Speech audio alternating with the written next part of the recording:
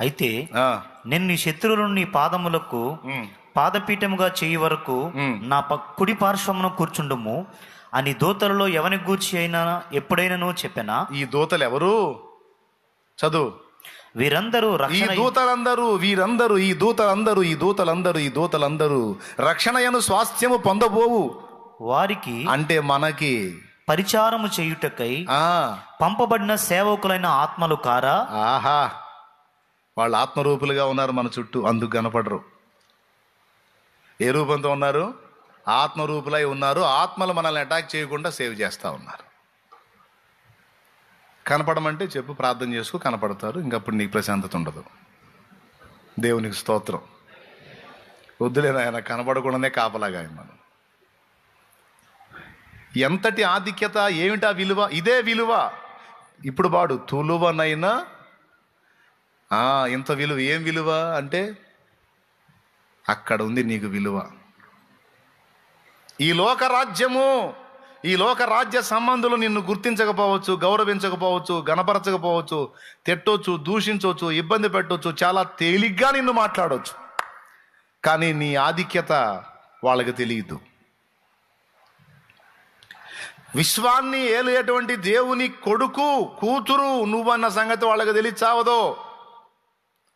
అందుకే చాలా చాలా చులకనగా నిన్ను మాట్లాడుతూ ఉన్నారు.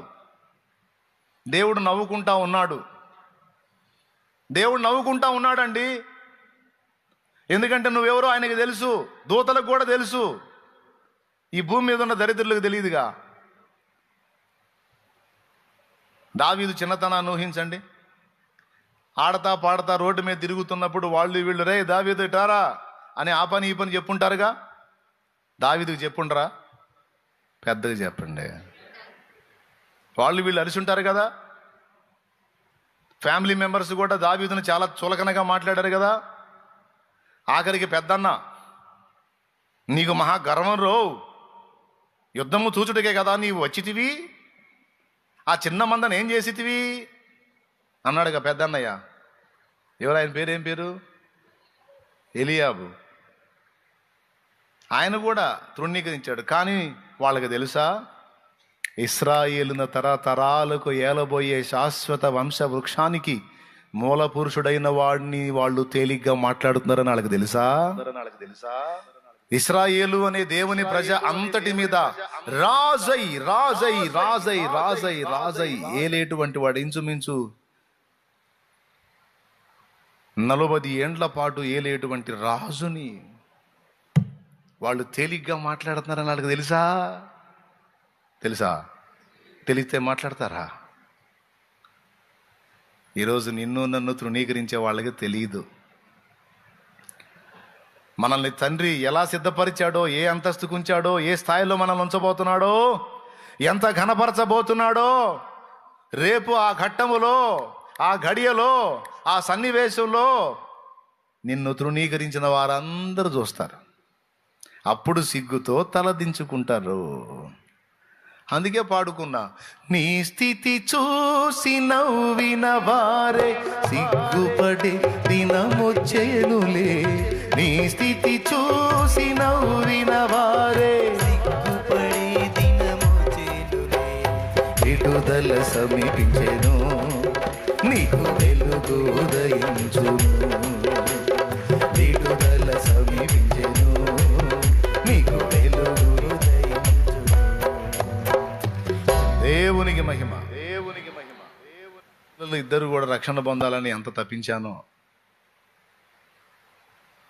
మళ్ళీ నేను రాజకుమారుని అయ్యాను విశ్వాసాన్ని బట్టి, తండ్రి అయిన దేవుడు చెప్పిన వాగ్దానాన్ని బట్టి.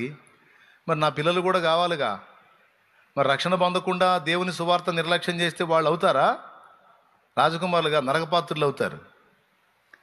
సో వాళ్ళు కూడా రాజకుమారులు అగున్నట్లు ఏం కావాలి? మారు మనసు పొంది, రక్షణ పొంది దేవుని వారు కావాలి.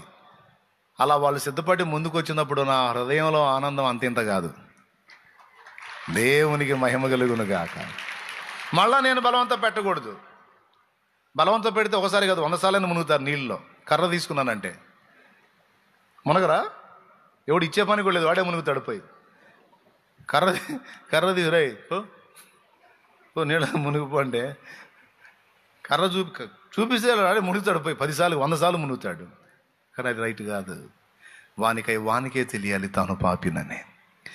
వానికే తెలియాలి యేసు తన పాపముల కొరకు ప్రాణం పెట్టి తిరిగి లేచాడని. వానికే తెలియాలి నేను ఆయన ఎదుట ఒప్పుకొని క్షమాపణ అడగకపోతే నాకు దిక్కు లేదని. సో తెలుసుకొని నా పిల్లలు రావాలని ఎదురు చూశాను. వాళ్ళు వచ్చినప్పుడు లోపల చాలా ఆనందపడ్డాను. నేను నా ఇంటి వారందరూ యెహోవాను సేవింతుము. నేను నా ఇంటి వారందరూ యెహోవాను సేవింతుము. రేయి పవలు కాపాడిన దేవదేవుని స్తుతింతుము.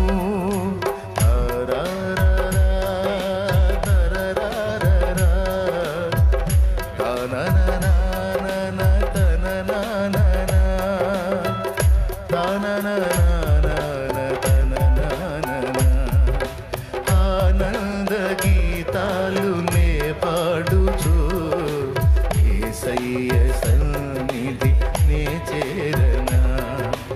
ఆనంద గీతాలు నే పాడుచు యేసయ్య సన్నిధి నే చేరనా. దేవునికి మహిమ, దేవునికి మహిమ, దేవునికి మహిమ. ఎంత ధన్యత! ఏ తల్లి అయినా ఏ తండ్రి అయినా తన బిడ్డల్ని రక్షణ పొందకుండా ఆపుతున్నారు అంటే రాజకుమారుడు దైవ కుమార్తె అయ్యే ధన్యతని సాక్షాత్తు వీళ్ళే చెడగొడుతున్నారని అర్థం. తమ పిల్లల్ని దరిద్రులుగా చేస్తున్నారని అర్థం. ఏ తల్లిదండ్రులు అయితే తమ పిల్లలు రక్షణ పొందకుండా ఆటంకపరుస్తున్నారో, రాజకుమార్తె ఎవరు రాజు? మళ్ళా భూరాజులు కాదు, ఎటు బూజులు వీళ్ళందరూ, ఈ భూరాజులు కాదు, రారాజు దేవుడు. ఆ రాజకుమారుడు అయ్యేటువంటి భాగ్యాన్ని పోగొడుతున్నారు అడ్డుపడే తల్లిదండ్రులు. జాగ్రత్త, మీరు పొందాలి, మీ పిల్లలు కూడా పొందాలి రక్షణ. అది గొప్ప స్వాస్థ్యము. అదే రేపు నీకు గొప్ప ఆధిక్యత రేపు అక్కడ.